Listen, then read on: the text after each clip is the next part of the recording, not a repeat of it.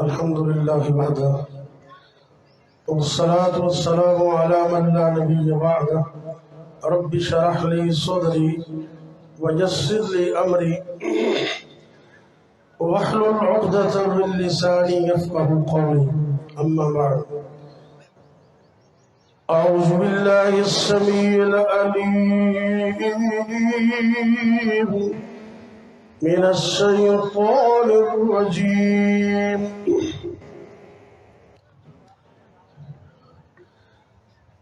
واذكر في الكتاب إبراهيم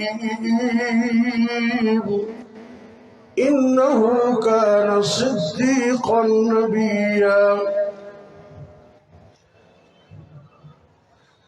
آج کا یہ عید الاضحیٰ کا عظیم الشان اجتماع یہ اللہ کے توحید کے پروانوں کا اجتماع ہے۔ قربانی کی پوری داستان اس کا مرکزی نقطہ اللہ کی توحید ہے، اول سے آخر تک۔ اللہ ہمیں توحید کی دولت سے مالا مال کر دے۔ جب ہم قربانی کے جانوروں کو ذبح کر رہے ہوں، بخاری شریف میں آتا بسم اللہ واللہ اکبر، یہ دعا ہے ذبح کرنے کی، اتنی بس کافی ہے، بسم اللہ واللہ اکبر۔ آگے آپ اپنی طرف سے کہہ دیں اللہ ہماری طرف سے قبول کر لے، اردو میں کہہ دیں، پنجابی میں۔ یہ اللہ کی توحید کا ترانہ ہے۔ نبی ابراہیم علیہ الصلوۃ والسلام نے مکہ المکرمہ میں جب قدم رکھا، اللہ سے دو چیزوں کی دعائیں کی کہ اللہ اس ملک کو امن دے دے اور اس کی معیشت کو، اکانومی کو بہتر کر دے۔ آج ہمارا ملک عزیز پاکستان کس قدر پریشان ہے۔ ملک کی معاشی حالت آپ کے سامنے، IMF کے سامنے رکوع اور سجدے کرنے کے باوجود بھی ابھی تک بات بنتی نظر نہیں آ رہی۔ آپ کریں، ان سے معاہدہ بھی کریں، لیکن اپنے اللہ سے سچی سلو کر لیں، معیشت بہتر ہو جائے گی۔ اللہ کے نبی ابراہیم علیہ السلام نے دعا کی تھی، وَإِذْ قَالَ إِبْرَاهِيمُ رَبِّ اجْعَلْ هَٰذَا بَلَدًا آمِنًا وارزق أهله من الثمرات۔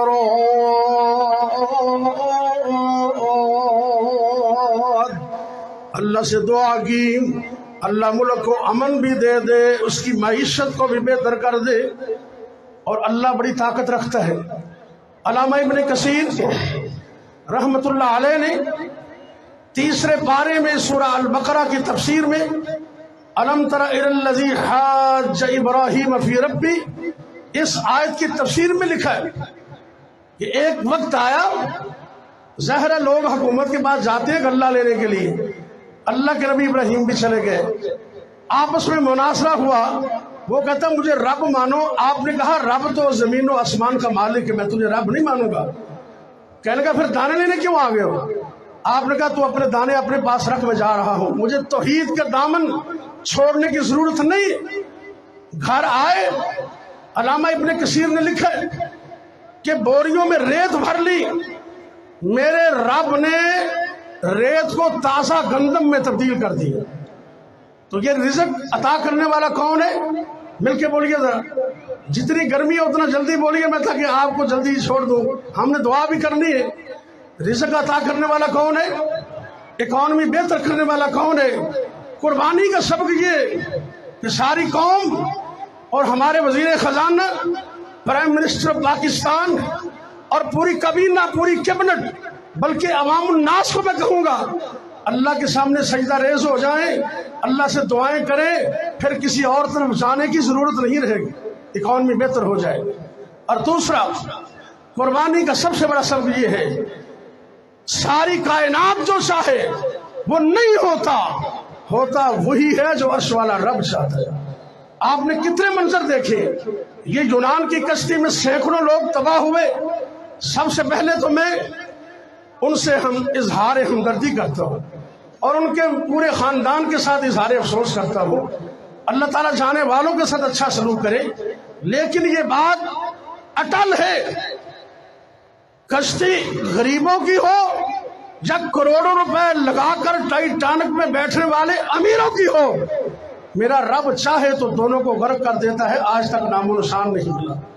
اس کا مطلب اللہ بچانے والے، لوگوں نے آگ میں پھینکا، ابراہیم علیہ السلام کہنے لگے اللہ اللہم انکا انت واحد فی السماء وانا واحد فی الارض، اے عرش والے اللہ تو آسمانوں میں اکیلا اور میں تیری توحید کو ماننے والا فرش پر اکیلے، اللہ تو میری مدد فرما۔ صحیح البخاری کے اندر دعا یاد کر لیں، مرد عورتیں سب یاد کر لیں، مشکل سے مشکل وقت کے اندر اس وظیفے کو حرص جان بنا لیں۔ حدیث پاک میں آتا ہے نبی ابراہیم علیہ السلام نے یہ وظیفہ پڑھا، حسبی اللہ ونعم الوکیل، اللہ مجھے کافی ہے، میرا وکیل بھی اللہ ہے۔ اللہ نے پھر آگ کو گلزار بنایا، جو اللہ چاہتا ہے وہ ہوتا ہے، جو دنیا چاہتی ہے وہ نہیں ہوتا۔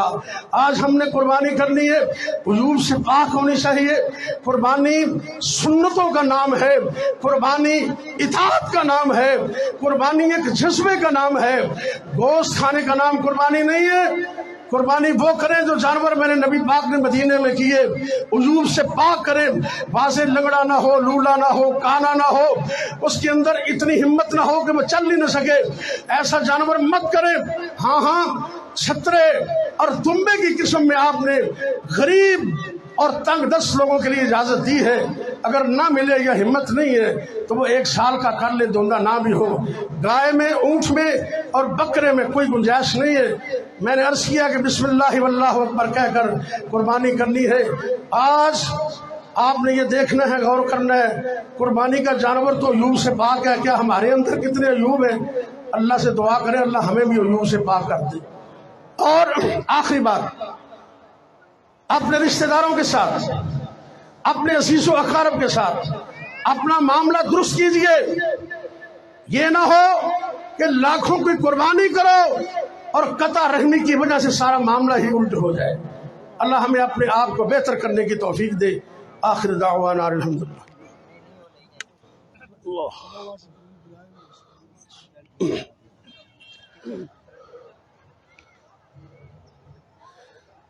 جس طرح قربانی کرنا سنت کے مطابق ضروری ہے، اس طرح قربانی کی کھالیں جو ہیں وہ بھی آپ مستحق لوگوں تک پہنچائیں۔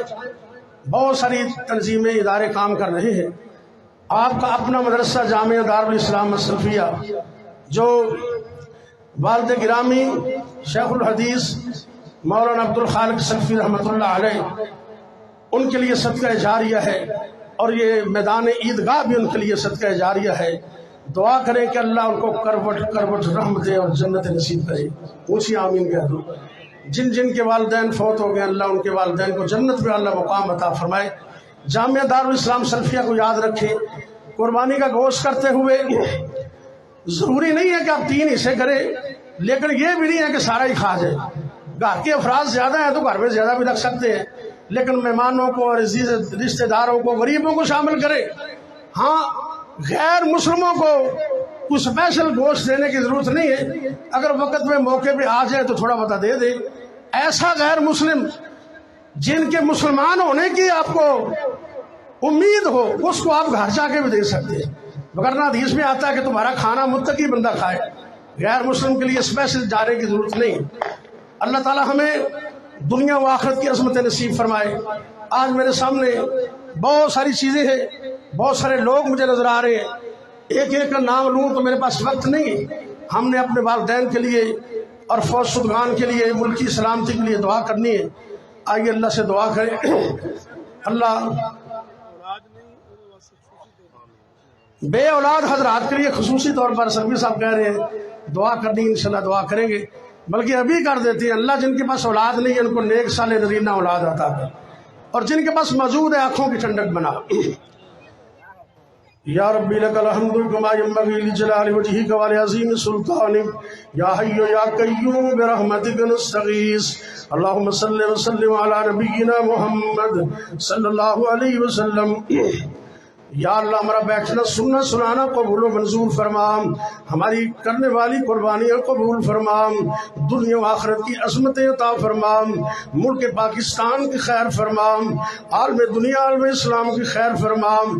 یا اللہ جو بے اولاد ان کو نیک صالح اولاد عطا فرمام، جن کے پاس بیٹے بیٹیاں موجود ہیں آنکھوں کی ٹھنڈک بنام۔ یا اللہ یہ اتنا بڑا مجمع، اللہ سب کی نیک دعائیں قبول فرمام، سب کی تنگ دستیاں دور فرمام، بیماروں کو شفا عطا فرمام، جو فوت ہو گئے جنت میں اعلیٰ مقام عطا فرمام۔ صلی اللہ علی النبی وعلی آلہ وصحابہ اجمعین۔